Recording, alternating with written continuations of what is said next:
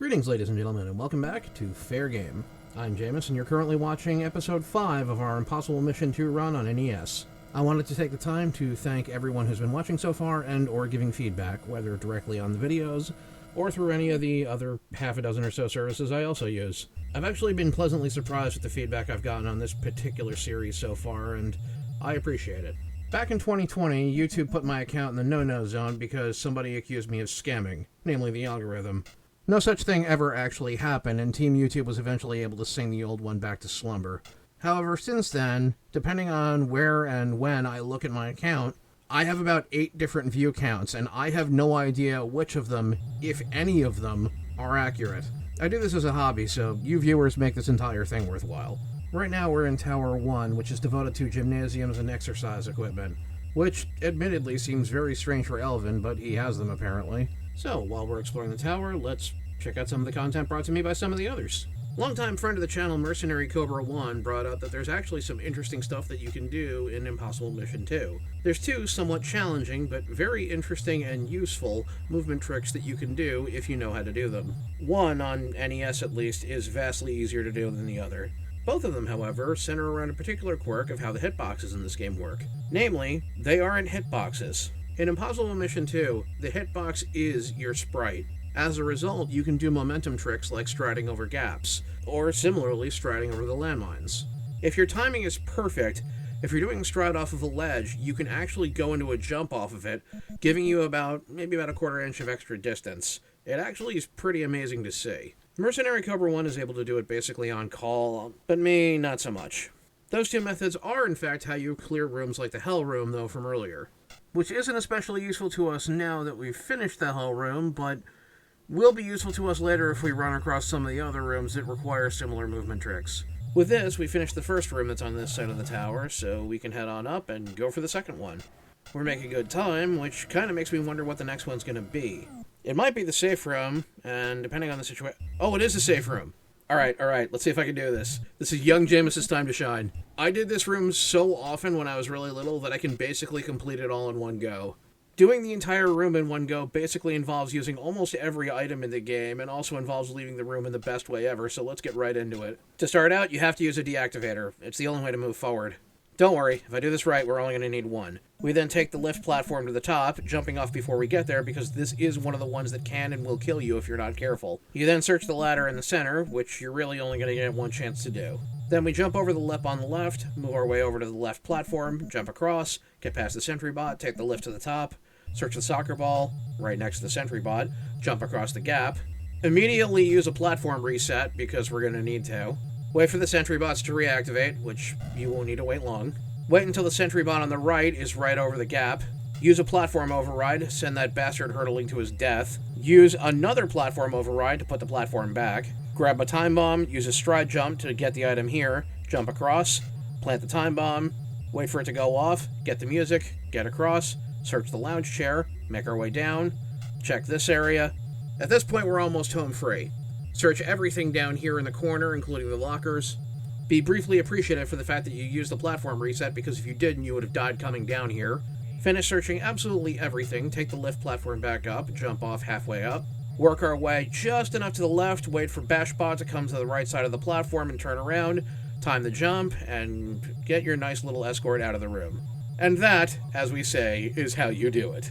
But now it's time for the moment of truth, because we need to find out whether the piece of music that we just picked up is a new one, or if it's a duplicate. Because right now, it's a 50-50 shot. Let's tune in and give a listen.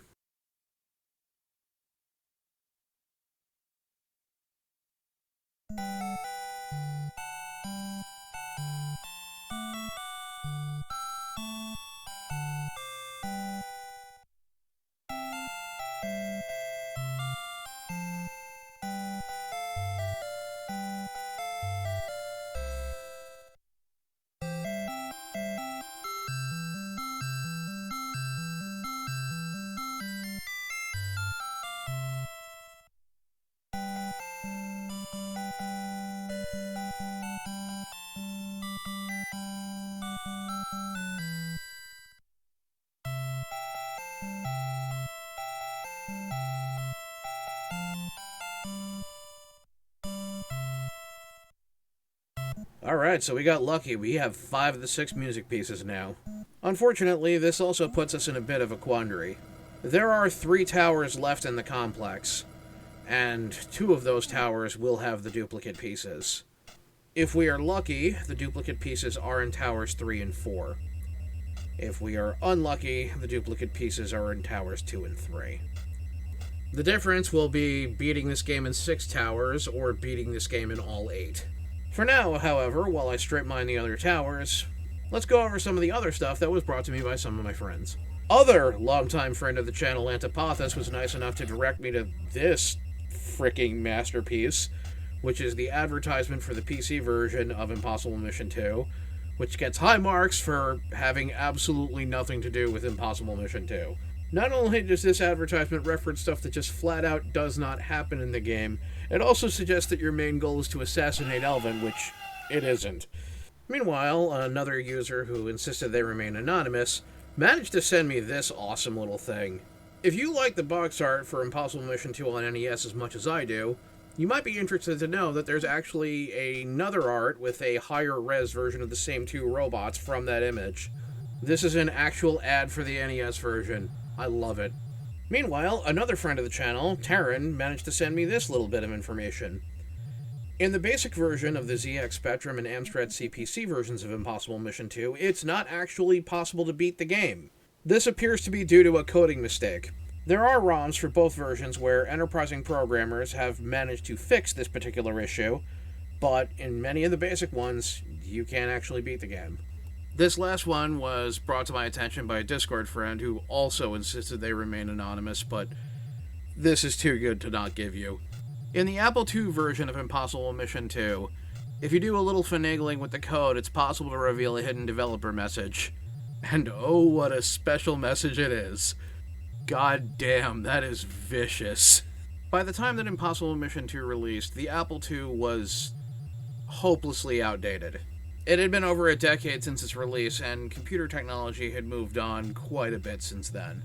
So not only was it very heavily outgunned by the 8-bit computers of the era, but the new 16-bit computers of the era were just absolutely trouncing it. The Commodore Amiga, Atari ST, the Apple II GS. By this point, the Apple IIe was basically useful for nothing but edutainment software.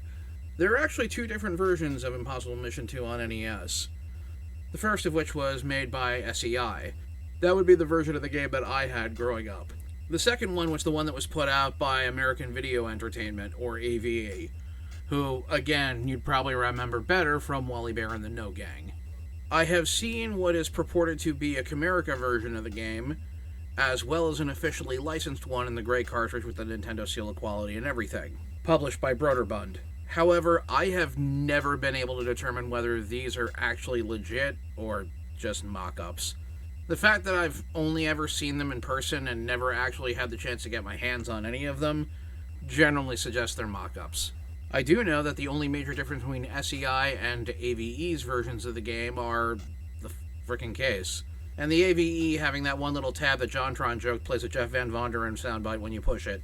I kind of find it interesting that while Codemasters and Tengen were considered the absolute masters in the unlicensed field, Epic's managed to put this thing out and do damn well in its own right. I would actually argue that the NES version of Impossible Mission 2 is one of the better ones. If nothing else, it'll always hold a strong place in my heart just because of how and where I got it. All the more so because I only got it because of my grandma. Sometimes you just luck out and manage to pull things off on your own. For real, though. For real, though. Really, Squatbot. I accidentally elevate you to meme status in my own channel, and this is how you repay me. I remember a point when a young Jaimas managed to respond to this happening by, reminding Squatbot that he can, in fact, die to time bombs. Let's see, some other stuff that has been sent in. Here's one. In the PAL versions of Impossible Mission 1, one of the robots firing off the left side of the screen will apparently kill you instantly no matter where you are due to a coding mistake. A damn solid remake of Impossible Mission for the DS exists, and it was also released on the PSP, interestingly enough. By this point, we're almost done. There's only one more room to clear, and it's already partially done, courtesy of us heading up from below. I'm actually kind of impressed with how good we're doing, though admittedly this next room is a little bit of a challenge. The main issue here is the second sentry bot from the bottom. If it detects you jumping at all, it will open fire. It will also do this if it detects you falling or using the elevator. This particular sentry bot also likes to go to either the left or right side and camp it, depending on what position you're in.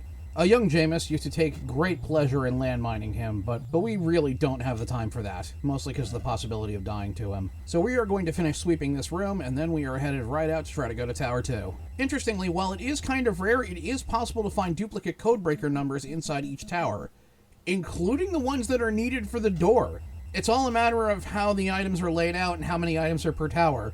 If there's a particularly large number of items in a given tower, there's a higher chance that this will happen. And since Tower 1 was pretty heavy on the ground as far as searchables, it's a given that we actually got several on this one. No real benefit to us, and not exactly exploitable unless we were accidentally destroying things. Either way, it's worth searching because we desperately need more deactivators right now. Speak of the devil. God, that second from the bottom one pisses me off sometimes, though.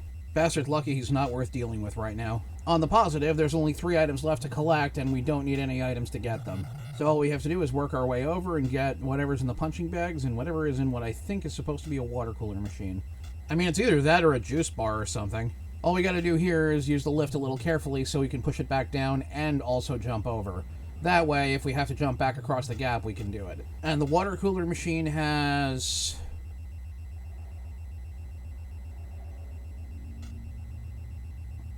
what looks to be a green number 3.